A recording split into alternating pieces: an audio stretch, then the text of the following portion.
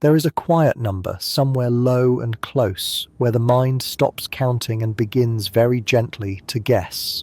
For most of us, it settles at around 4, and it has been there your whole life without ever once announcing itself. This is not because you are careless with numbers. It is because the mind keeps 2 soft systems for quantity, and the exact one runs out almost as soon as it begins. Up to 3, up to 4, you simply see how many there are, with no effort and no counting at all. And then, somewhere past that, the work is handed over to an older system, a slower and dreamier one, and that second system never counts a thing. It drifts toward an estimate, it rounds, it feels its way. So here is something that is already true of you, lying there, before the night has even properly begun. 1,000,000 seconds from now is a little under 12 days, a long, slow holiday. 1,000,000,000 seconds from now is almost 32 years, most of a life unspooled. The same small word waits at the end of each, and yet one is a fortnight and the other is a childhood, a career, a slow greying at the temples, and the mind, left to itself in the dark, folds them both into the same gentle heading, the same patient shrug, a lot. Now hold that softness open and let the universe drift into it. Our own galaxy carries a few 100 billion stars turning slowly in the dark. Beyond it floats something close to 2 trillion other galaxies, each one its own slow wheel of light. The distances between them are written in units that had to be invented precisely because no ordinary number would lie still long enough to hold them. And all of it arrives in the same quiet room inside your head, and all of it is met by the same vague, generous word, a lot. This is the thing that almost no one says aloud about the scale of the cosmos. It does not overwhelm us by being loud or violent or strange. It overwhelms us simply by continuing, calmly, without any drama at all, for a very long way past the soft place where our sense of size goes still. The breaking is gentle, and it is old. It happened years ago, somewhere near the number 4, and you slept right through it. So the real question was never how large the universe is. It is how far past the edge of what a body can feel the thing keeps drifting on. And whether anything we have, our patience, our instruments, even the laws of physics themselves, can carry us the rest of that long, quiet way. Tonight, we'll shrink the sun to a marble you could close in one hand and lose the nearest star somewhere 100 kilometers down the dark. We'll find galaxies we can see clearly and will never, under any circumstance, reach. We'll watch the night sky begin, slowly and without sound, to empty itself. And will come to rest at the one edge of the universe that moves whenever you do, the soft horizon that is always exactly wherever you happen to be lying. If this is the kind of night you return to, subscribe. It helps this quiet universe keep growing. Let's begin. Let the mind show you its own edge, gently, with nothing more than a few coins on a table. Lay down 3 of them in the dark, and you know there are 3 without thinking, without counting, the way you know your own hand. Lay down 4, and it is still that easy, still instant. But set down 7, and something shifts, soft and almost unnoticed. A small effort arrives, a quiet falling back, and you are no longer simply seeing the number. You have begun to approximate it, and if you stay still enough, you can feel the seam where one way of knowing hands the night over to another. That seam has a name. The instant kind of knowing is called subitizing, and for nearly everyone alive it gives out at 3 or 4, no further.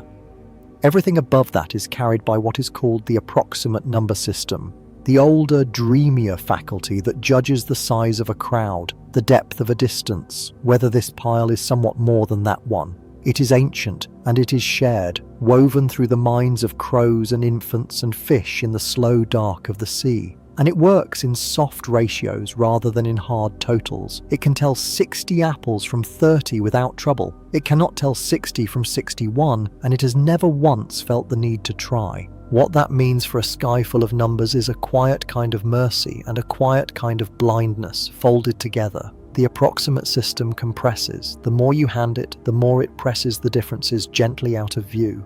To that older part of the mind, 1 billion and 1 trillion come to rest almost on top of one another, both simply enormous, both filed beneath the same soft heading, the vast gap between them smoothed away into nothing. And yet the gap is not nothing. A trillion is 1,000 billions. If 1 billion seconds is 32 years, then 1 trillion seconds drifts back past the last ice age, past the first cave paintings, almost to a time when the earliest cities had not yet been dreamed. That whole long reach is the distance the mind quietly erases without ever telling you it has done so. So every cosmic figure you have ever heard came to you already softened, already rounded down at the door. The 100 billion stars, the 2 trillion galaxies, the 14 billion years, each arrived pre-shrunk, folded into the same patient word before you were ever consulted. The universe was filed under large, and the filing was done long before you could think to object. And this is not a flaw to be ashamed of, lying here in the dark. It is the equipment working exactly as it was built to work. A mind that needed to weigh how many wolves stood at the tree line, how many days of food remained in the store, never once needed to hold 1 trillion of anything. And so the ceiling was set, gently, by what kept us alive. And what kept us alive simply stopped caring somewhere around the number 4. It leaves us, though, in a strange and lovely position tonight. We are about to climb a long, slow staircase of sizes, and every single step on it is a leap as wide as the one from a fortnight to a lifetime, from planet to star, from a single star to the whole turning galaxy, from the galaxy to the vast web that holds the galaxies like dew. No step is merely a little larger than the last. Each is 1,000-fold, 1,000,000-fold, a leap the intuition cannot truly make and will, in its gentleness, quietly pretend it made anyway. And the first of those steps is the smallest one we will take all night, a single unit, invented long ago to make these distances sayable, and meant, with the best of intentions, to rescue us. The strange thing is that it does the opposite. It does not shrink the gap at all. It only hides it softly beneath 2 friendly words. That unit is the light year, and it sounds at first like an act of kindness. One small phrase doing the work of a number far too long to ever read aloud. Light traveling for a single year. Surely that is something a tired mind can hold. So begin with the speed slowly, because the speed is already far beyond us. Light moves about 300,000 kilometers in every second, and in the time it takes to murmur the word light, a single beam of it could circle the whole of the Earth more than 7 times over. Nothing in all the universe moves faster. Nothing catches it. Nothing ties it. Nothing comes anywhere close. It is the absolute patient ceiling on how quickly anything at all can cross from one place to another. Now let that beam run at that unimaginable pace without ever slowing for 1 full year. The distance it quietly covers is what we have chosen to call a single light year. Written out in plain kilometers, it is a 9 trailed by 12 more digits. A figure you could read aloud but could never feel. And that gap between reading and feeling is the whole of the trouble. The unit was meant to close it. Instead, it folds the unfeelable number into 2 soft syllables and hopes, kindly, that you will not look underneath. So let us look underneath, gently, using the one thing the body still understands. The size of things you could almost reach out and touch. Shrink the sun, that vast 1,000,000-kilometer furnace, down to a single marble you could close inside one hand. At that scale, the whole of the Earth becomes a single grain of sand, and it drifts about 1 meter away. Our entire world, every ocean and every city and every life that has ever been lived, a speck a meter from a marble. And distant Pluto, on that same quiet table, has wandered off somewhere past the far wall of the room. And the nearest star then? On that same gentle scale, marble sun, sand grain Earth 1 meter off in the dark. The very next star is another marble, and it rests roughly 300 kilometers away. Not across the room, nor even across the city, but in another city altogether, with nothing but soft emptiness the whole long way between. That is what the kind little word was holding out of sight. Between our marble and the next, you could lay down the full length of a country, and then go searching through all of it for a single grain of sand somewhere near the middle, and call that lonely grain home. This is the slow move the universe will make again and again through the night, so it is worth naming now, while everything is still close. We reach for some tool to make the scale bearable. A unit, a soft word, a comparison the body can hold, and the scale simply absorbs the tool without resistance and keeps on drifting outward. The light year never made the distance any smaller, it only made the distance quiet. It let us file the 4 and a bit light years to the nearest star beneath the gentle heading of not far in cosmic terms, when the slow truth is that the gap is so wide our fastest machine could not cross it in the whole of recorded history, several times laid end to end, which is perhaps the next soft thing the word will never tell you, because we have in fact built such a machine and aimed it outward and let it run for half a century into the dark. Voyager 1 left the Earth in 1977 and never turned back. It is the most distant thing our hands have ever made, drifting now somewhere out past the edge of the sun's long reach, still calling softly home in a whisper that takes the better part of a day to arrive. It moves at around 17 kilometers in every second, quick enough to cross a continent in a few quiet minutes, quick enough that nothing human-made has ever traveled faster from the sun. And yet, against the dark, it is barely moving at all. Imagine gently that we had aimed it at the nearest star. Not where it is truly drifting, for Voyager is bound for no one in particular, but dead at that next marble, 300 kilometers down the dark road we walked a moment ago. At 17 kilometers a second, the crossing would take something on the order of 70,000 years, and it is worth resting inside that number for a while, slowly, because the dreaming part of the mind will try to swallow it whole and move on. 70,000 years ago, our kind had not yet pressed a single painting onto a cave wall. There was no farming, no writing, no wheel, nothing we would recognize as history at all. Had a Voyager set out then, carrying some patient message toward the nearest star, it would still be out there tonight, somewhere in the long dark, not yet even halfway, in no hurry whatsoever. Because there is no hurry out there, that means anything. Whole civilizations would rise and forget themselves and quietly rise again.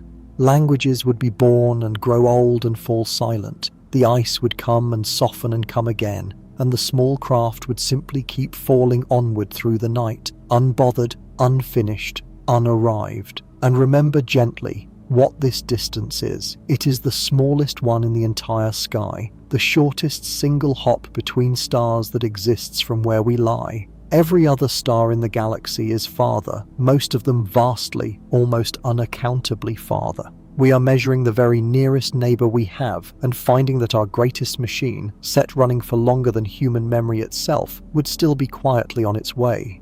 There is something in this that has nothing at all to do with despair, if you let it settle.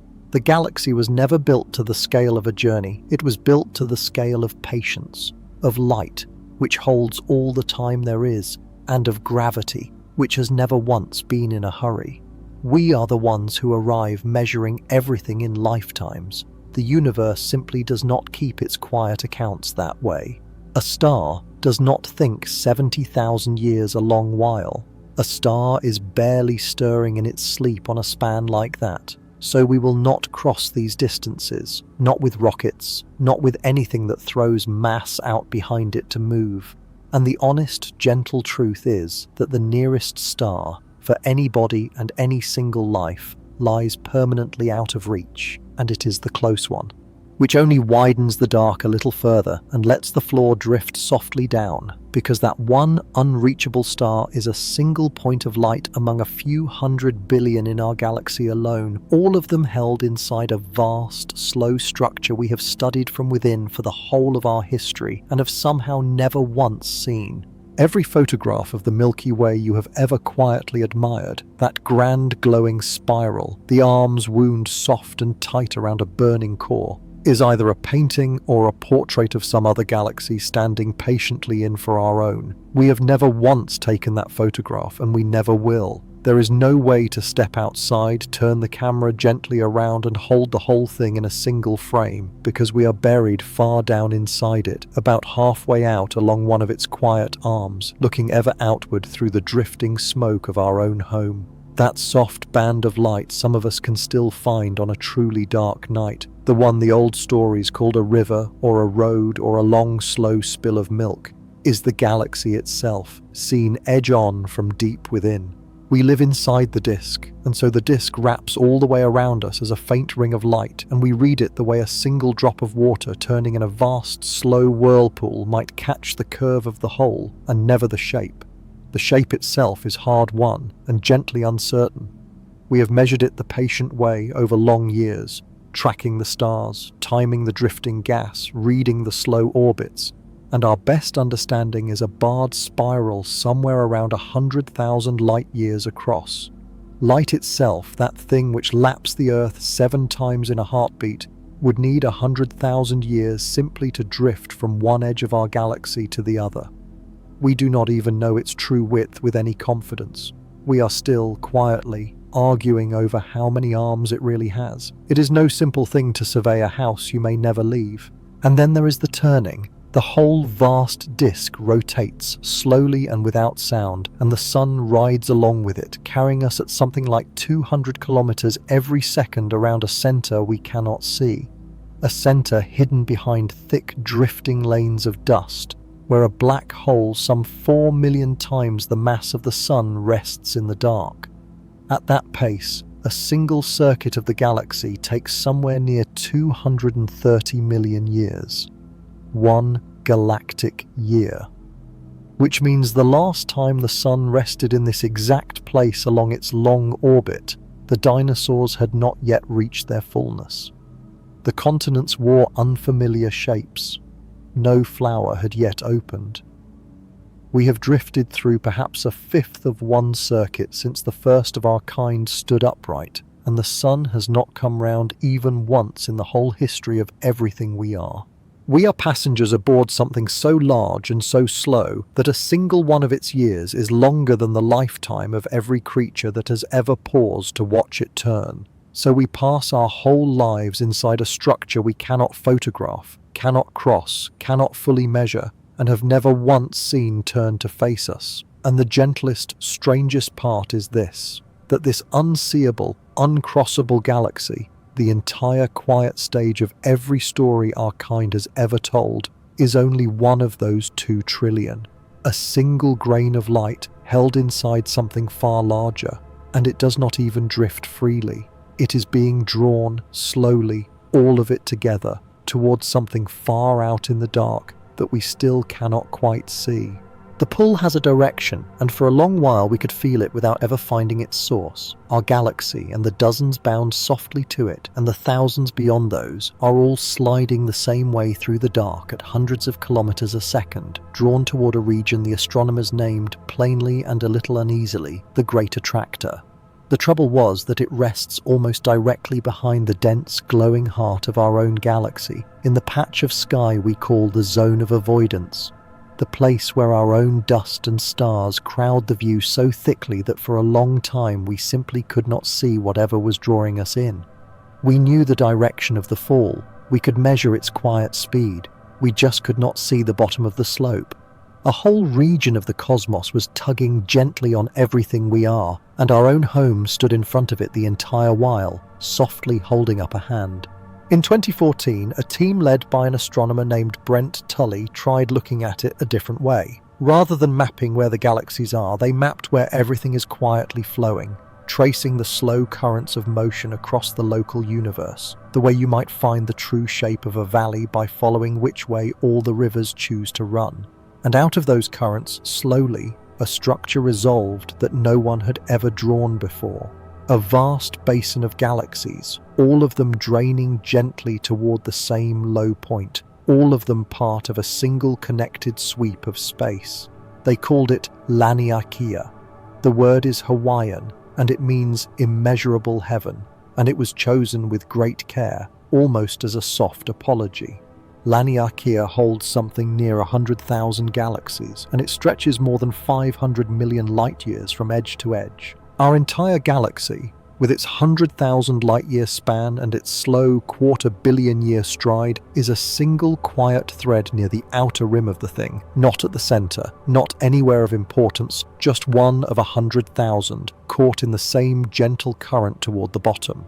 So the structure runs deeper than we have any real feeling for, and it is worth letting it settle one slow layer at a time. A planet resting inside its solar system, the solar system drifting inside the galaxy held within a cluster of galaxies, the cluster folded into Laniakea, a supercluster so impossibly large that the ones who found it reached for a word that gently admits defeat. And every rung of that long ladder is one of those leaps as wide as a lifetime, the kind the mind cannot truly take.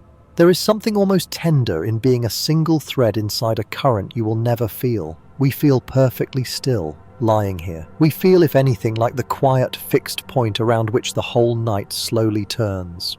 And we are, in truth, being carried gently, ceaselessly, without our consent and without our resistance, toward a low place in the dark we have only lately learned to name. Yet Laniakea itself is only one of millions of such structures scattered through the visible universe, and between them the map turns strange and soft and dark. Because for all our talk of galaxies and clusters and immeasurable heavens, the overwhelming part of the universe holds none of it, and there is one near neighbour moving against the whole slow tide, not away with the rest of us, but quietly closer. Almost everything in the universe is drifting away from us. That is the deep, quiet background condition of the whole cosmos. Space itself slowly stretching, carrying the galaxies apart like soft marks drawn on the skin of a balloon as it fills. The farther a galaxy lies, the faster it recedes, and so to run the eye across the whole of the sky is to watch a slow, universal withdrawal, a tide going gently out in every direction at once. Andromeda is the one exception. The great spiral, 2.5 million light-years off, the most distant thing the unaided human eye can find on a clear and truly dark night, is not withdrawing at all. It is drawing closer. Its light arrives shifted softly toward the blue, the quiet fingerprint of something falling nearer, at around 100 kilometers a second and slowly gathering pace.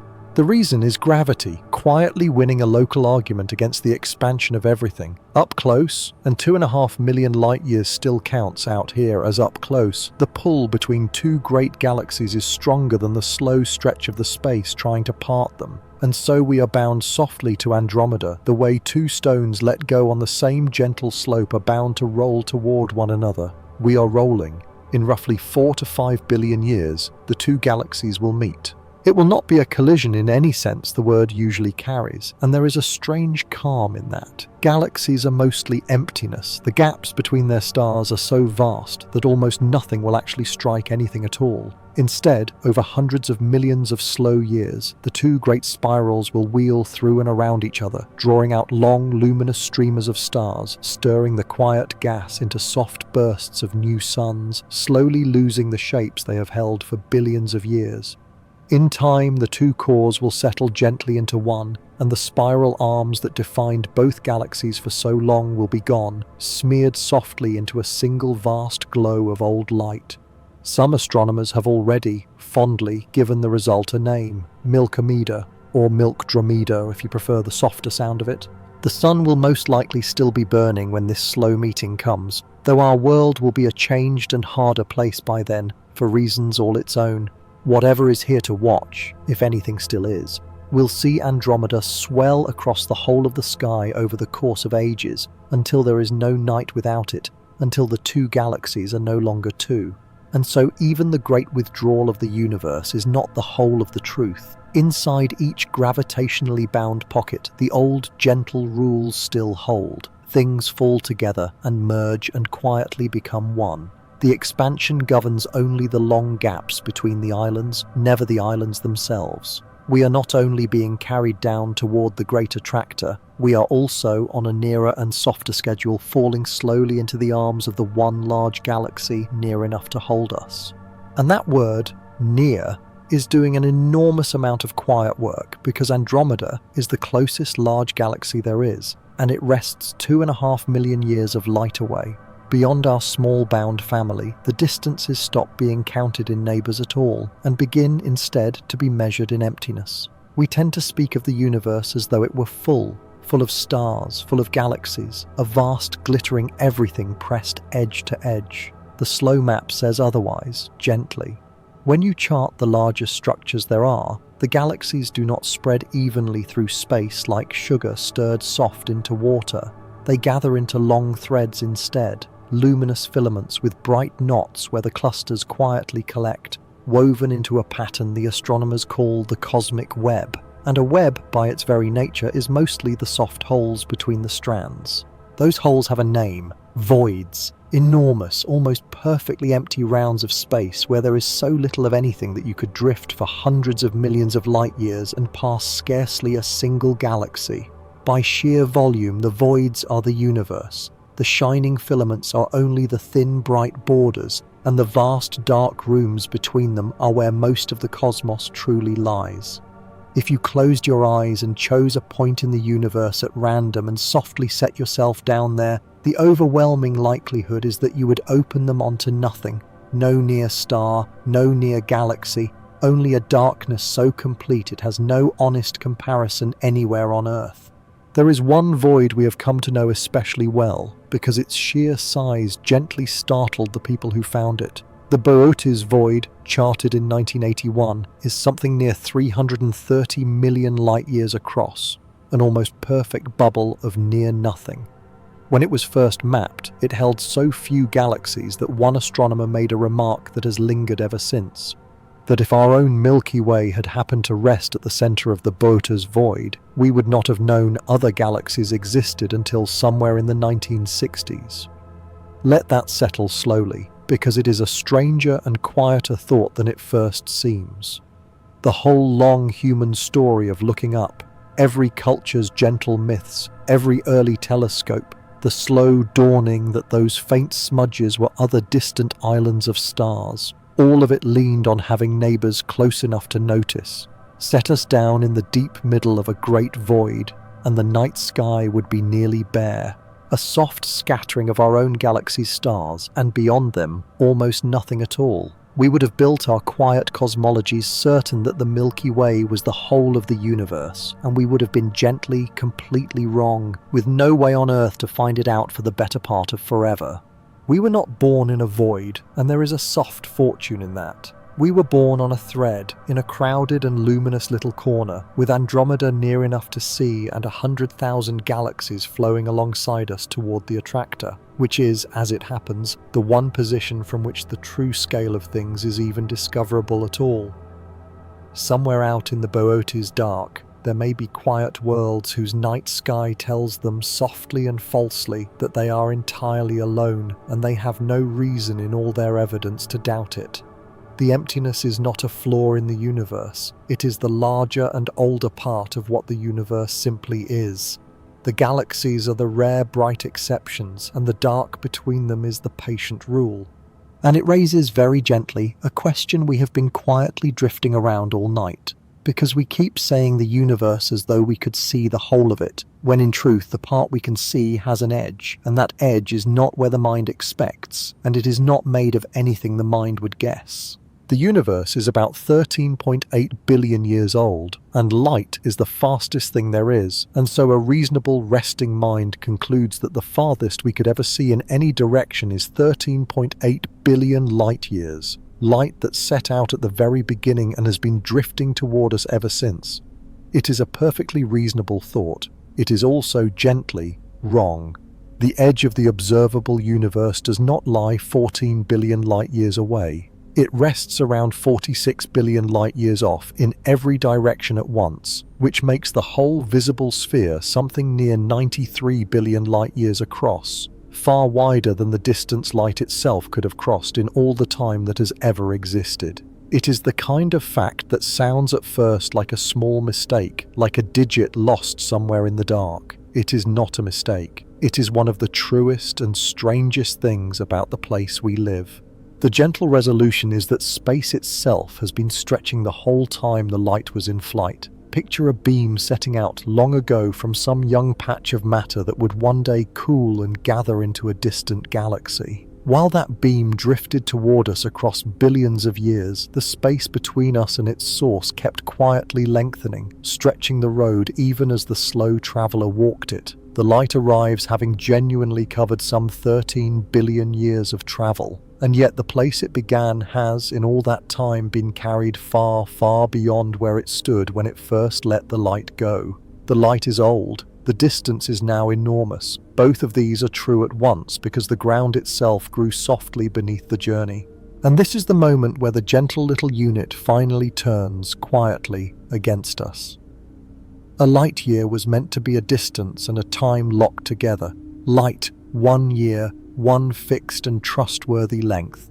But once space is stretching, the two slip apart from one another. How far the light actually travelled and how far away its source rests now are no longer the same number, and they are no longer even close. The thing we measure and the thing that truly exists have drifted gently into two different answers to one simple question.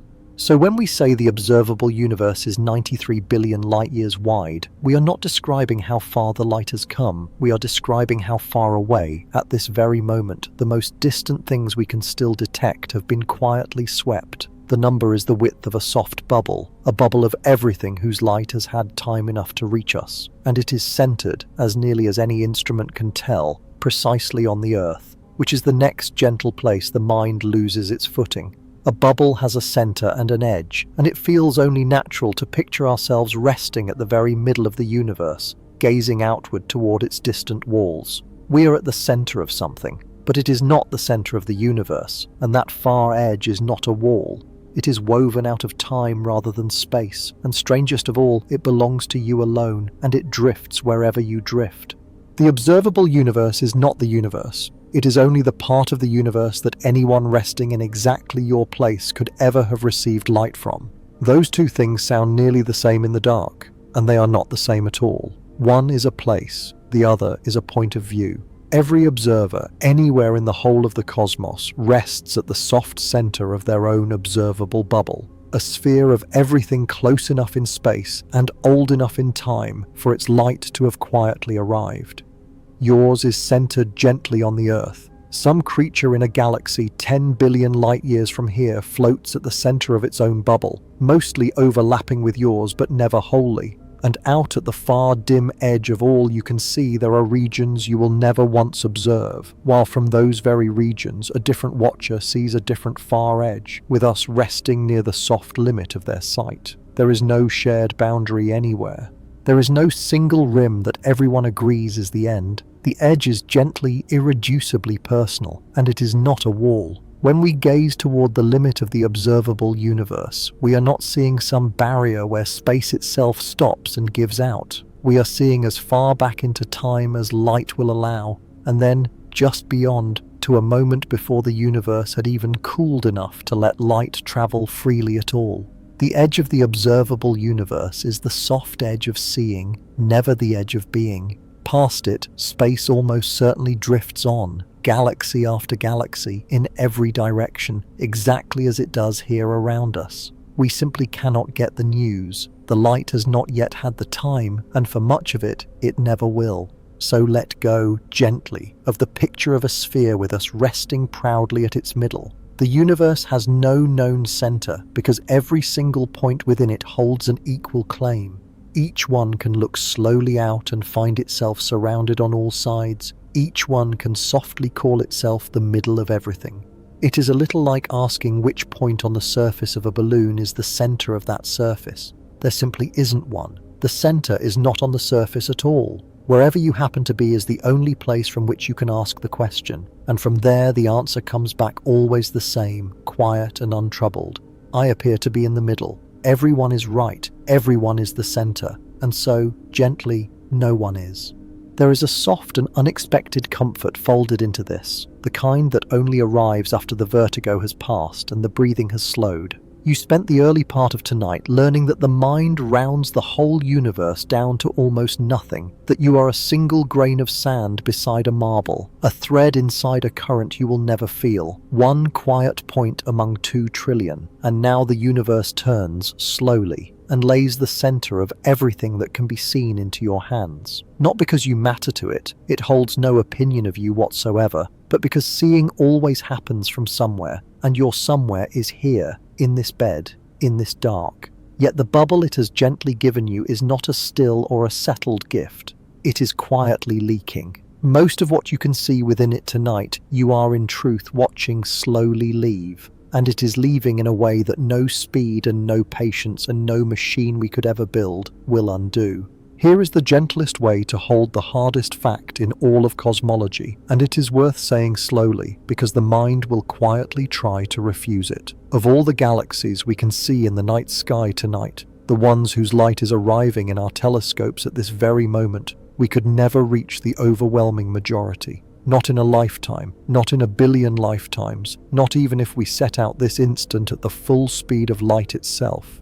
They are, softly and already, gone. The number, worked through with great care by the cosmologists Charles Lineweaver and Tamara Davis, is a quiet kind of heartbreak. Something like 94% of the galaxies we can currently see are already beyond any reach. We receive their light. It is touching our instruments right now, and yet if we sent a beam of light back toward them this very second, the fastest possible messenger, the thing that nothing in existence can outrun, that beam would never, across all of time, arrive. The galaxies are receding faster than light can ever close the gap, carried gently away on the long stretching of space, and the space between us is widening faster than any signal could cross it.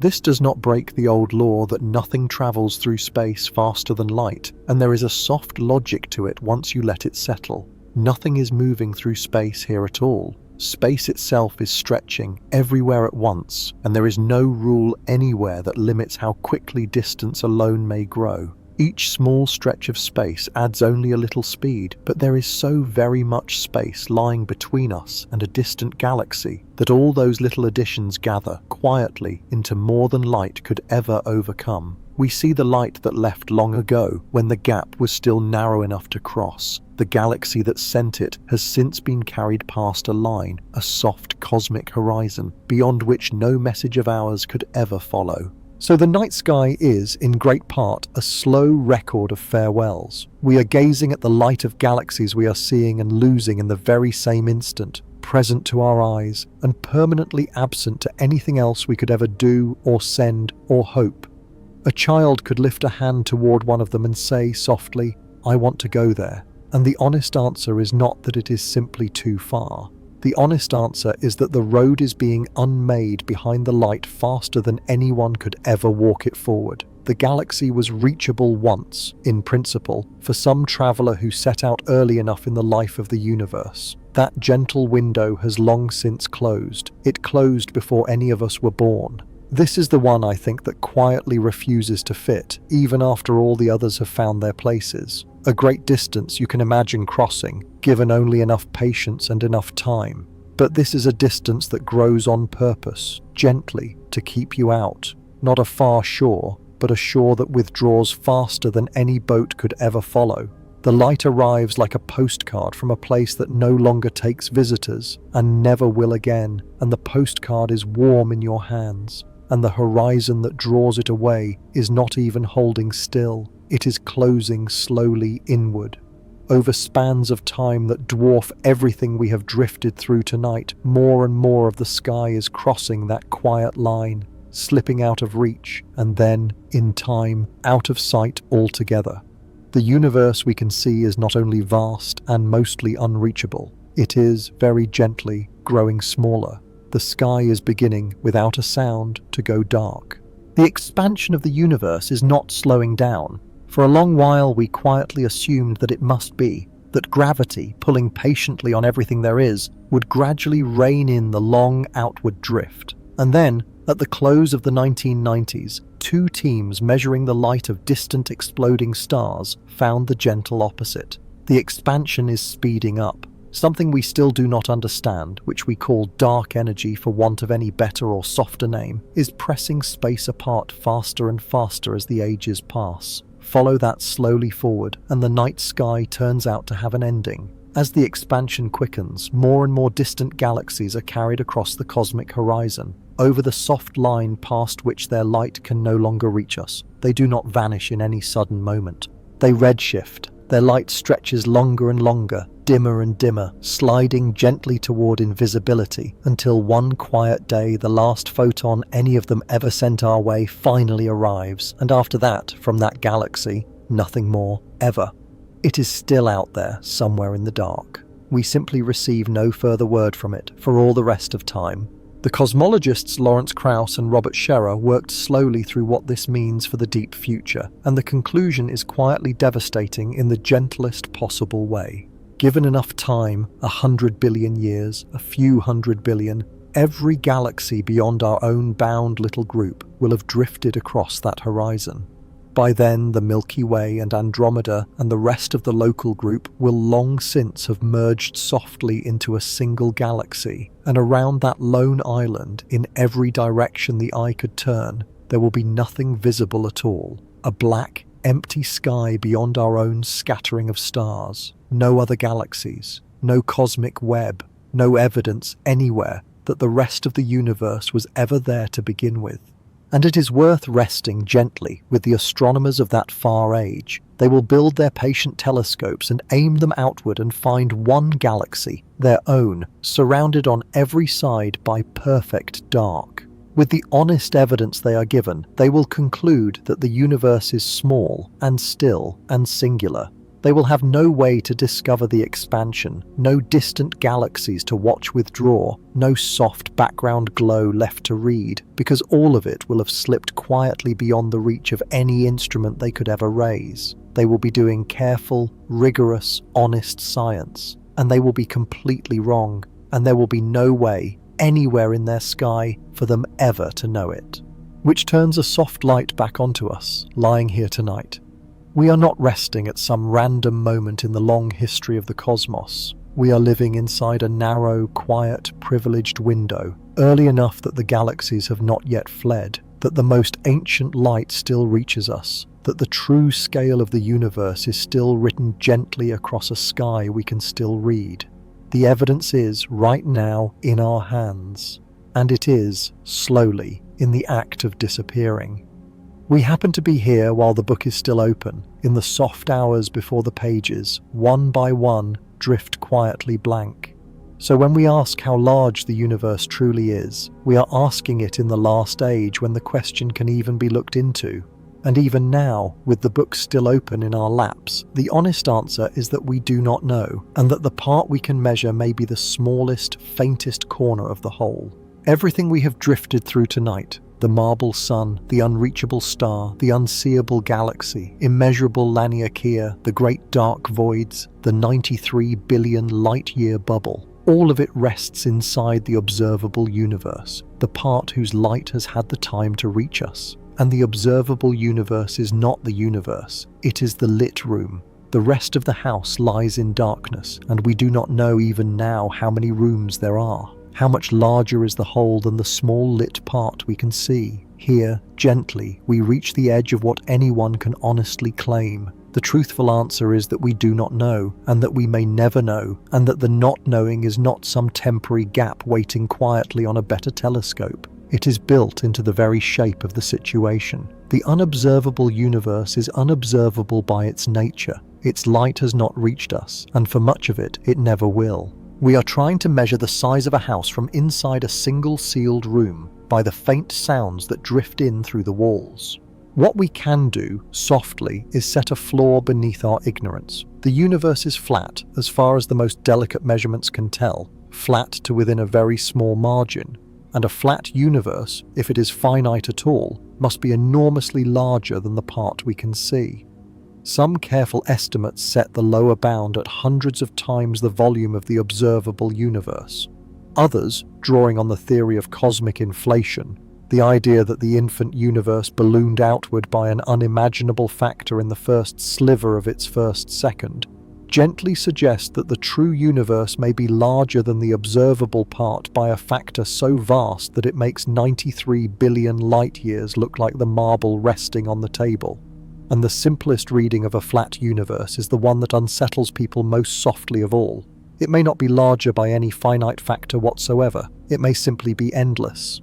No edge, no total, no number left to round quietly down, because there is no number there to round. We genuinely cannot tell the difference from in here, and there is a strange peace in admitting it. A universe that is merely unthinkably large, and a universe that is truly without end, look exactly alike from inside a sealed and lamplit room, Both simply keep on, past the wall, with no way at all to lean out and check which one goes on forever. The most basic question a child might softly ask, lying in the dark, how big is everything, turns out to be one that the very structure of reality may quietly forbid us from ever answering. Not too hard for us, not merely unsolved as yet, possibly closed to us, permanently and gently, by the nature of light and time and the room we happen to be born inside. So set down, at last, the picture of the universe as a thing with a size you could hold. The part we can see is already vast past the soft place where the mind gives way, and it is the small part, a single bright bubble resting inside a dark we cannot measure and may never be able to measure even in principle. All of tonight has been a slow tour of the lit room, and the lit room alone has gently broken our sense of scale a dozen times over. The dark is larger, we do not know by how much, and now, softly, turn the whole thing the other way, because the same scale that runs outward, past every horizon, into the maybe endless, also runs the other direction, inward, into you, and it does not grow any smaller there. The scale does not only run upward and outward, it runs downward and inward as well, just as far, and the place it quietly arrives is the body lying here in the dark. Consider, slowly, what you are made of, not in any poetic sense for now, but simply by the count. A human body holds something on the order of 7 octillion atoms. That is a 7 trailed by 27 zeros, a number that drifted off the soft edge of intuition so long ago that writing it out is very nearly a joke. Now lay it gently beside the stars. The observable universe, that 93 billion light-year bubble, the 2 trillion galaxies, every sun burning in every one of them, holds somewhere around a figure with 22 or 23 zeros worth of stars. The arithmetic is quietly staggering, and it points back inward. You hold, by a wide and comfortable margin, more atoms than there are stars in all the galaxies we can see. The cosmos we cannot comprehend is outnumbered many times over by the soft machinery of a single resting body. And those atoms are not little solid beads pressed together. Each one is mostly empty space, a tiny dense nucleus with a faint haze of electrons drifting far out around it, and a vast patient emptiness in between, the very same kind of emptiness we found resting between the stars. If you could gently remove all the empty space from every atom in every human being now alive and press the actual matter softly together, the whole of our species would settle into a volume smaller than a sugar cube. The solidity of your own hand, resting there against the sheets, is very nearly a sensation built out of almost nothing at all. Quiet fields and patient forces, holding empty space gently apart and persuading you, kindly, that there is something there to feel. So the same 2 truths that govern the very largest scales also govern the smallest, mostly emptiness, and quantities that drift far past the soft wall of comprehension. The void between the galaxies has a faithful miniature twin in the void inside every atom of your hand, and the whole count of stars in all the heavens is gently outnumbered by the count of particles it took to assemble the warm, breathing weight of you. This is not the familiar move, where the body is shrunk against the sky until it quietly disappears. It is the slow opposite, held up against the universe by the one measure that flatters neither side. By sheer number alone, the body does not vanish into the dark. It answers. There are more pieces in you than there are suns in everything you can see, and every one of those pieces was gathered patiently over billions of years from the soft wreckage of stars that lived and died long before the sun was ever lit. The largeness, it turns out, is not only far out there beyond every reach, on the far side of the horizons. It is also here, beneath the blanket, in the small dark space your ribs make and unmake each time you breathe. And there is one old, worn comparison the universe keeps gently inviting us to make between the two, between the things of the sky and the smallest things we can hold in a hand, and it is worth making at last, but only if we make it slowly and honestly. You have almost certainly heard the comparison before. There are more stars in the universe, it goes, than there are grains of sand on all the beaches of the earth. It has been repeated so often and so gently that it has gone soft, the way a coin goes smooth after too many years in too many pockets. So let us not simply repeat it tonight. Let us slowly check it and then go looking quietly for the part that the worn old version always leaves out. Count the sand honestly. Every beach, every desert, every grain along every shore and every dune on the whole turning planet. And careful estimates settle somewhere around 7 followed by 18 zeros. An ocean of grains, far more than any mind could ever picture, which is rather the soft point of it. And the stars in the observable universe outnumber even that, not by a little, by something on the order of 10,000 to 1. For every single grain of sand on every beach and in every desert on the earth, there are roughly 10,000 stars burning, quietly, somewhere in the sky. But here is what the smoothed-over version always lets slip away, and it is the part that gently matters most. A grain of sand is a fleck of mineral smaller than a single letter on a page. A star is a sun. Each of those 10,000 points of light counted against each grain is a furnace 1,000,000 kilometers across, pouring out its slow energy into the dark, very often ringed by quiet worlds of its own.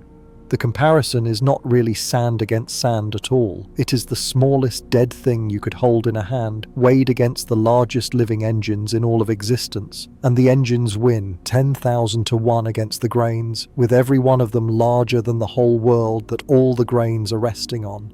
And I will be honest with you about something here softly, because the night is the right time for it. There is no good analogy for this. The sand comparison is the finest one we have, and it still quietly fails, because the two halves of it are not the same kind of thing at all, and the dreaming mind cheats gently in the dark, imagining 10,000 more grains rather than 10,000 more suns. When the comparison is truly doing its work, it should not feel comfortable at all. It should feel like the soft floor giving slowly way beneath you.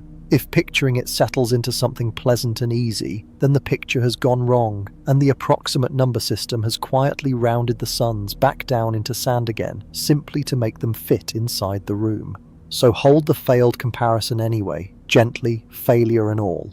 Tonight, on some dark and quiet beach on the turning earth, the slow tide is lifting and setting down more grains than a person could count in 100 lifetimes. And for each one of those grains, the sky keeps 10,000 fires. The number itself is not the wonder. The wonder is that the number is real, and out there, drifting on, whether or not a single mind anywhere is awake to round it softly down. And all of this, the suns past all counting, the unreachable galaxies, the maybe endless dark, all of it is young. We are in the slow habit of calling the universe ancient, and it is by every human measure. But against its own long future, the universe has only barely begun to open its eyes. Carl Sagan once gently compressed the whole history of the universe into a single year, and the quiet trick of it still works, because it sets the dates down where the body can almost feel them. Let the Big Bang fall on the first soft second of the 1st of January.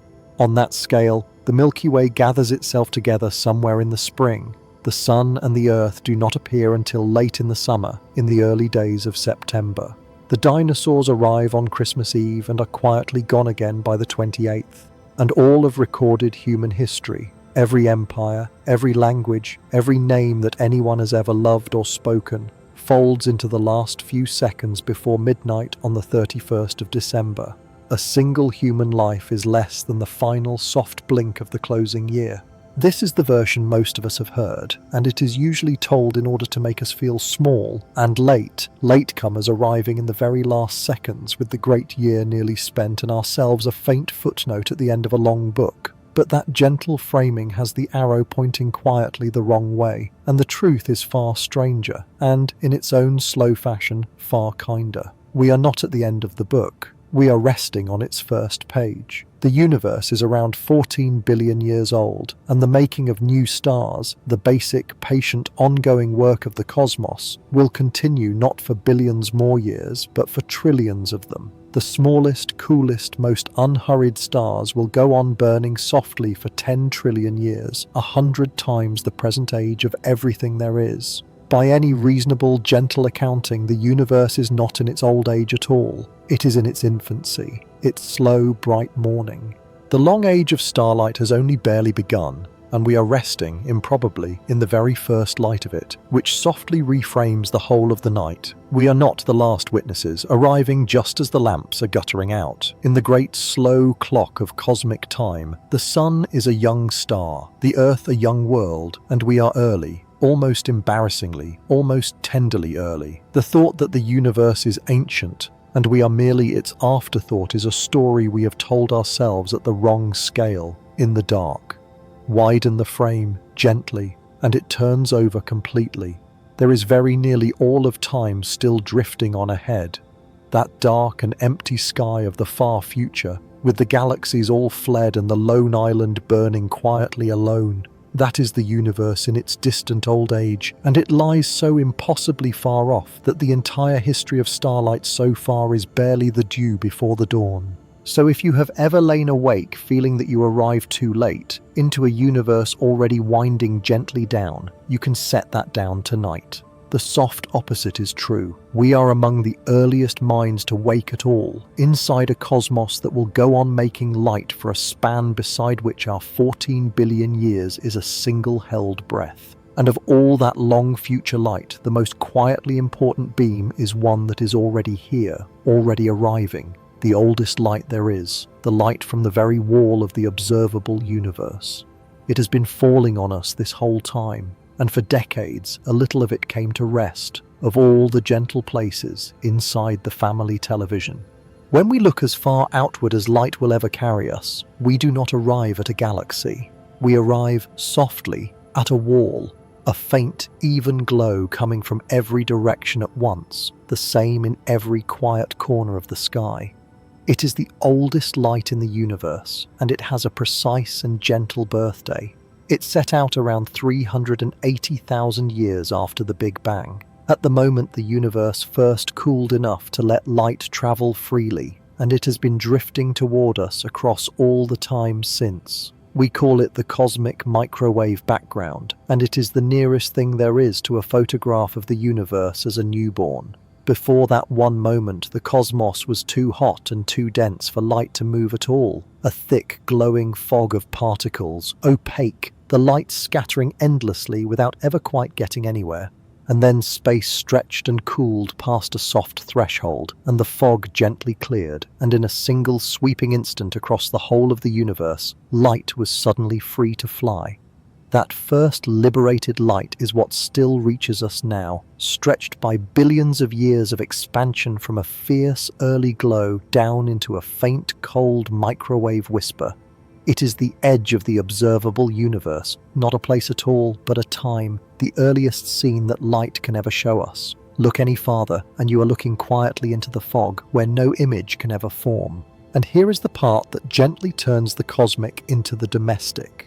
Back in the years when televisions caught their signal loose from the air, and you turned the dial to a channel with no station waiting on it, the screen would fill with that restless grey snow, and the speakers would softly hiss. A small fraction of that static, somewhere around 1 part in 100, was not interference from anything on Earth at all. It was the cosmic microwave background, the oldest light in all of existence, born when the universe was a newborn, drifting down onto the antenna in the living room and showing up quietly as flecks of snow on an idle afternoon. People sat in front of the first light of creation and gently complained about the reception.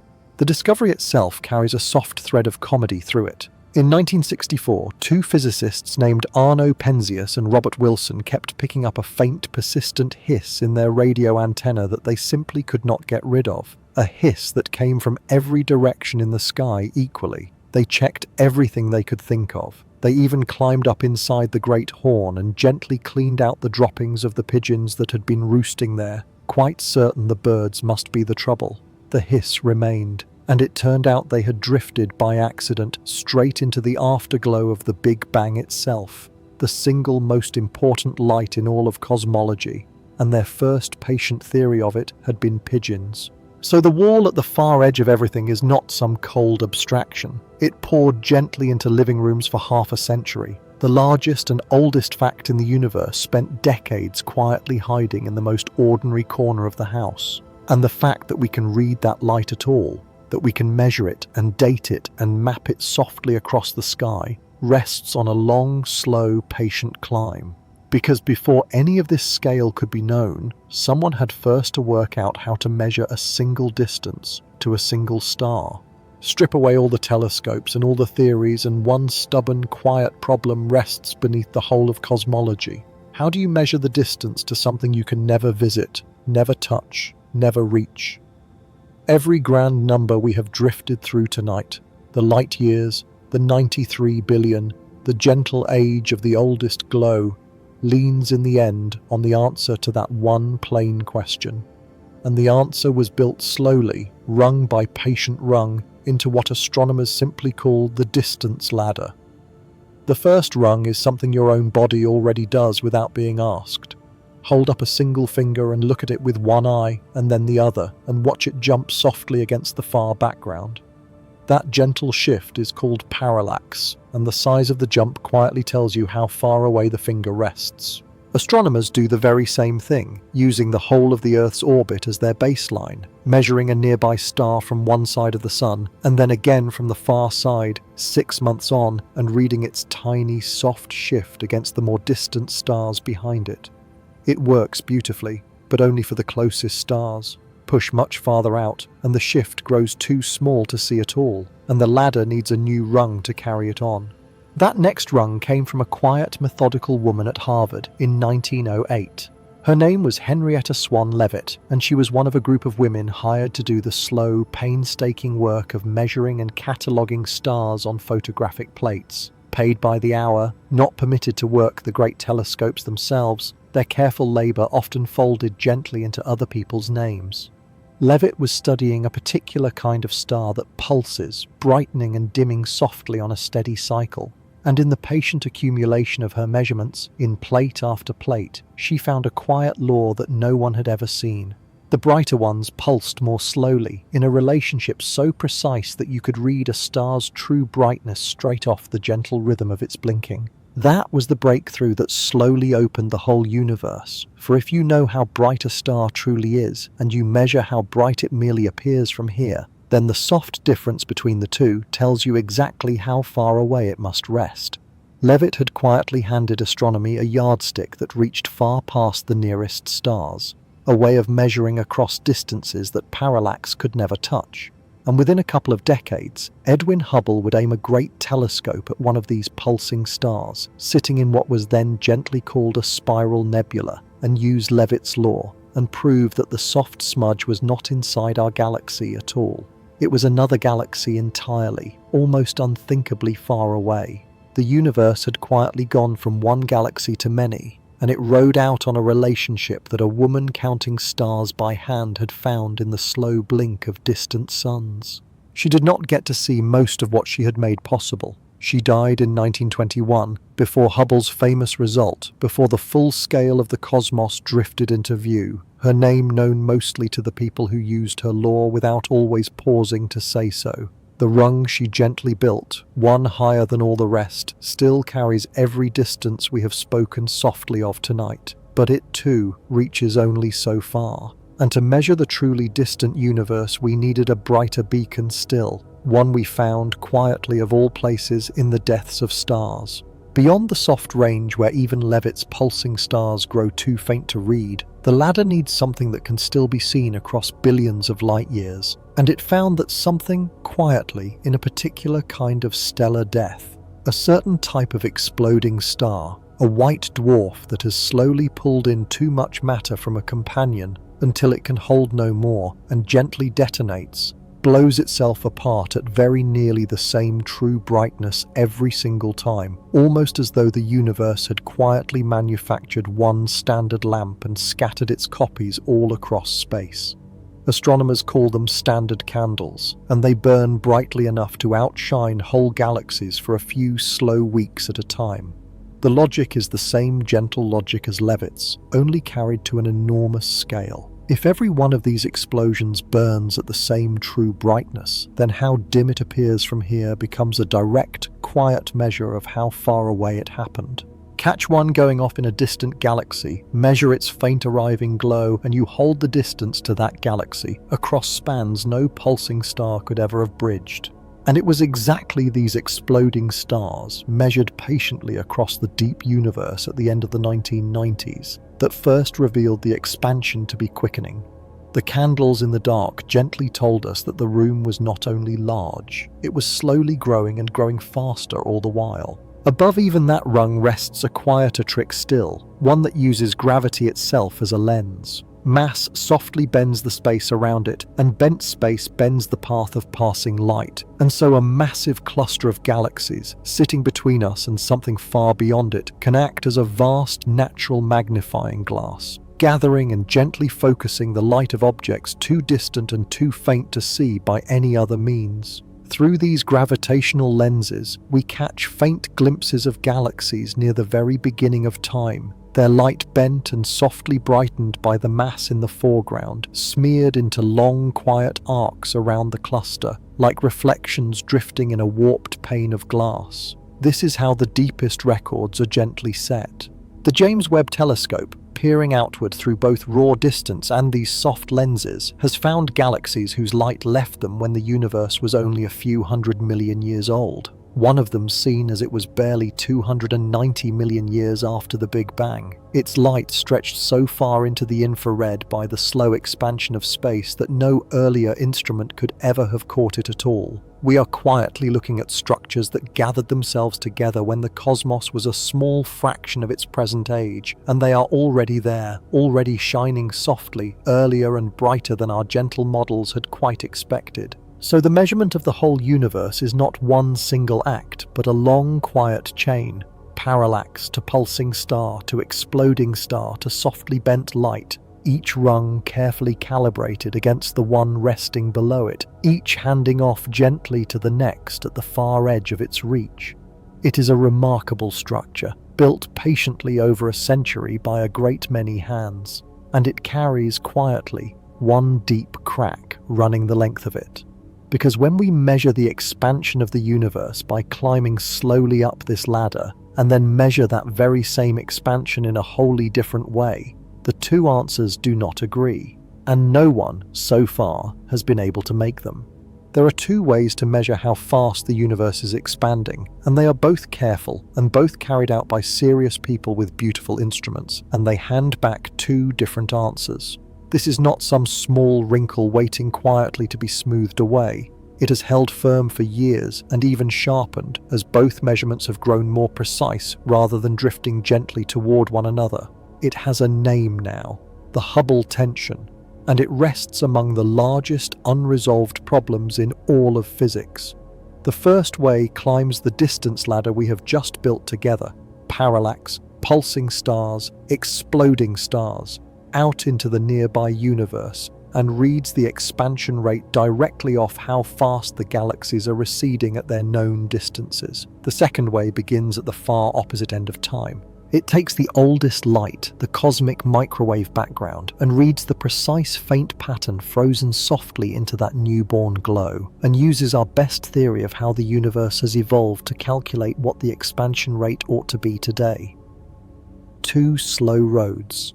One setting out from the recent nearby cosmos, the other from the universe's very first light, and the long patient physics of everything in between. They ought in the end to arrive at the same gentle number. They do not. The ladder gives a faster expansion. The ancient light gives a slower one. The gap between them is small in raw terms, a difference of less than 10%. But the measurements have grown precise enough that the disagreement can no longer be softly waved away as simple error.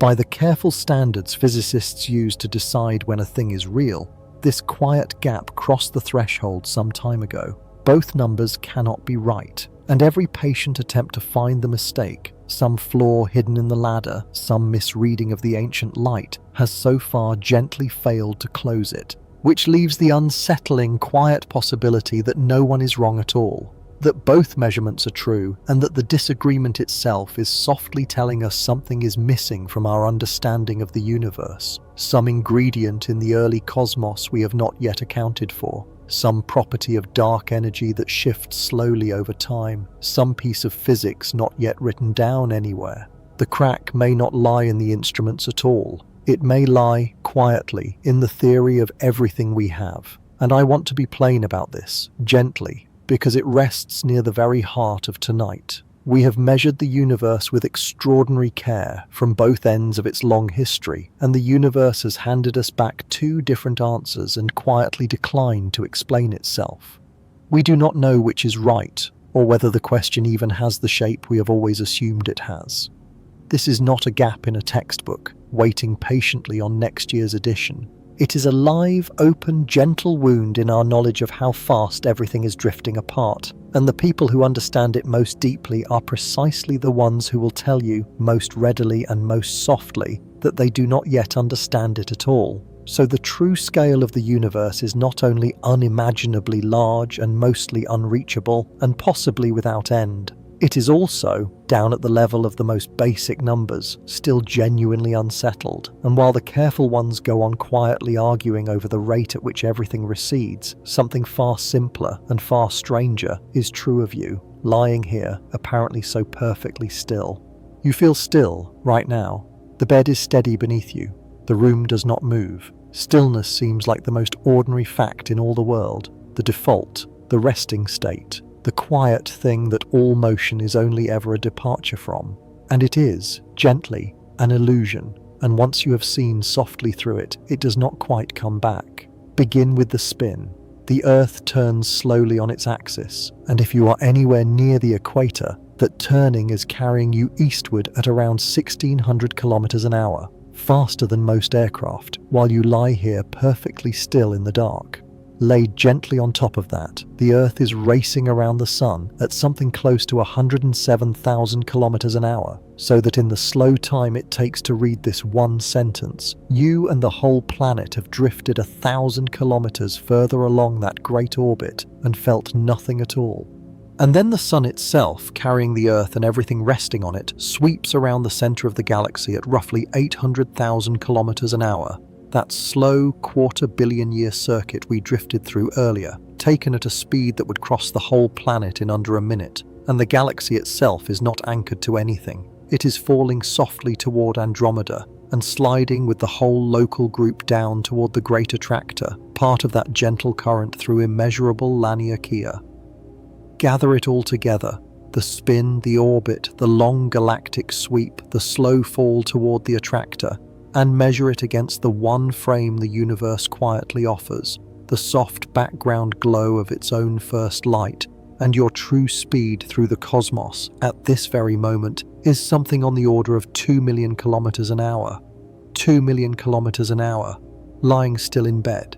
The fastest spacecraft we have ever built is the gentlest crawl beside it. You have never, in the whole of your life, been still. Not for a single second, not even for the soft instant it takes to think the word. Every moment you have ever called restful, every quiet night, every long-held breath has happened aboard a body drifting through space at a speed the mind has no slot to hold, in a direction you could never point to, carried by slow motions you were never once built to feel.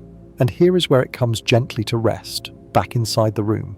The stillness you feel is not a lie your senses tell in order to deceive you. It is a quiet mercy. If you could feel the spin, and the orbit, and the long galactic plunge, all of it at once, you could never rest, never settle, never close your eyes against the rush of it.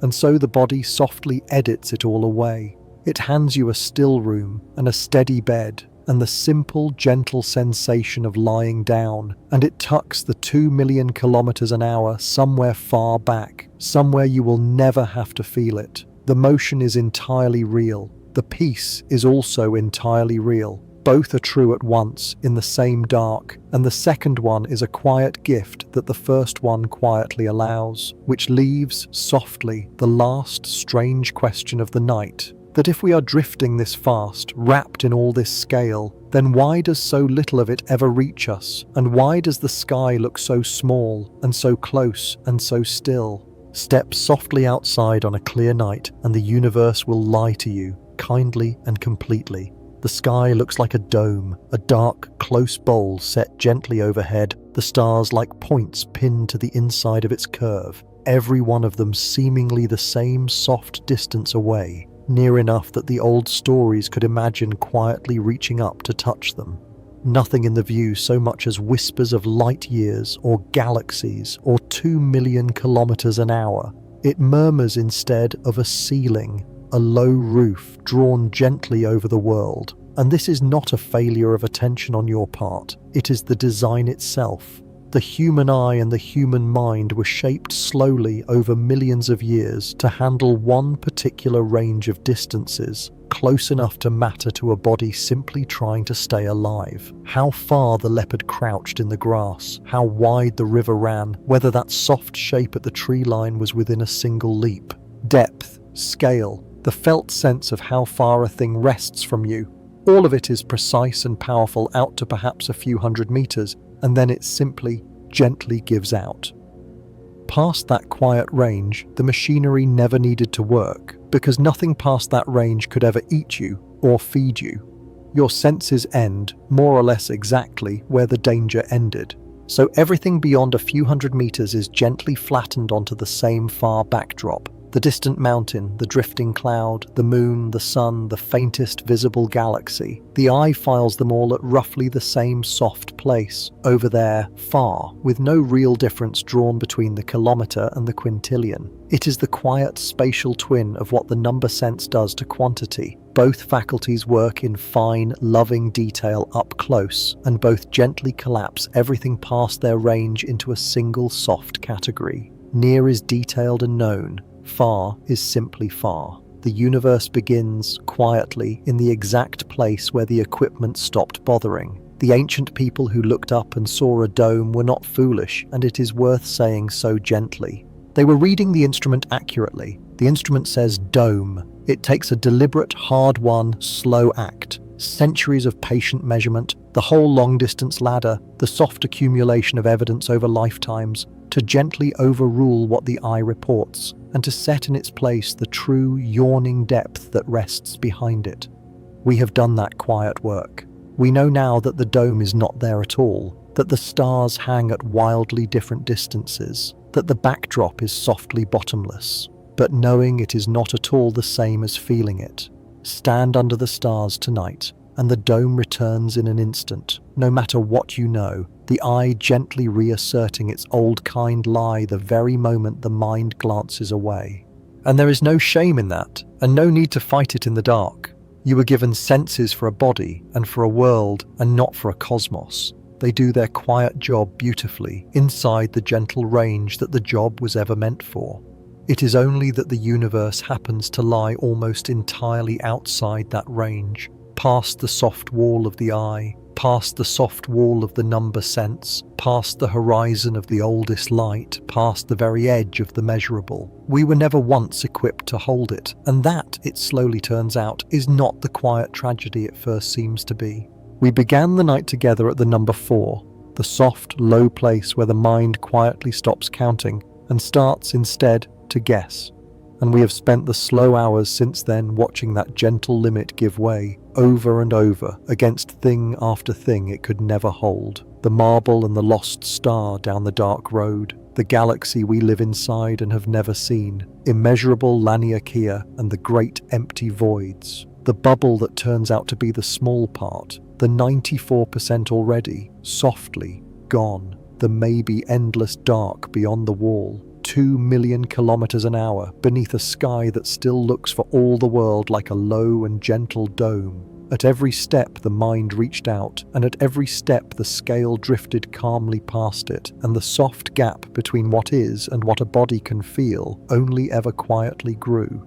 It would be easy in the dark to call all of that a kind of defeat, the brain that cannot picture a trillion, the senses that quietly quit at a few hundred meters, the intuition that rounds the whole universe gently down to a lot. It would be easy to read every bit of it as failure, as smallness, as a mind hopelessly outmatched by the vast thing it lives inside. But turn it over slowly, one last time tonight, because there is another way to hold it, and it is the truer and the softer one. You do not need to comprehend the ocean in order to float upon it. A swimmer does not first measure the depth beneath them, does not count the slow tons of water, does not hold the whole of the sea in their head before they let it gently take their weight. They simply rest on it and are carried.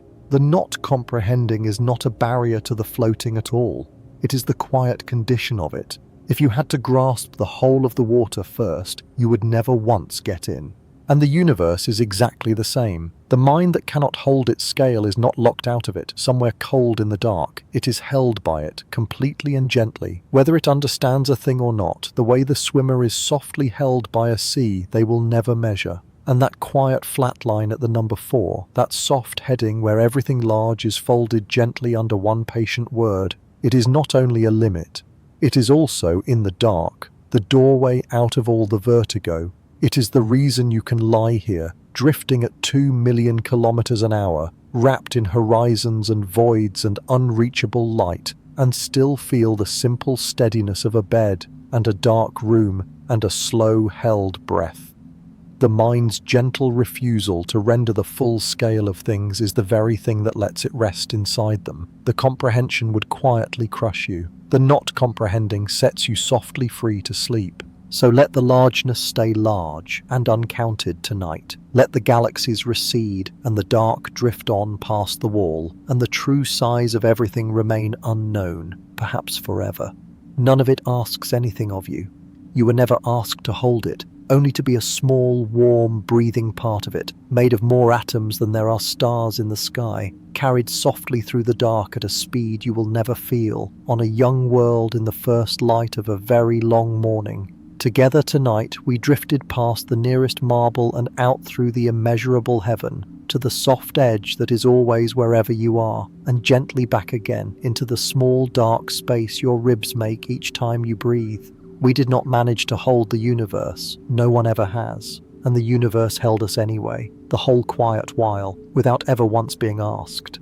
If your eyes feel heavy, let them close. If this felt like home, leave a comment when you wake up. And if you're still here, the next chapter is waiting. The universe will still be here when you wake up. So will we. Good night.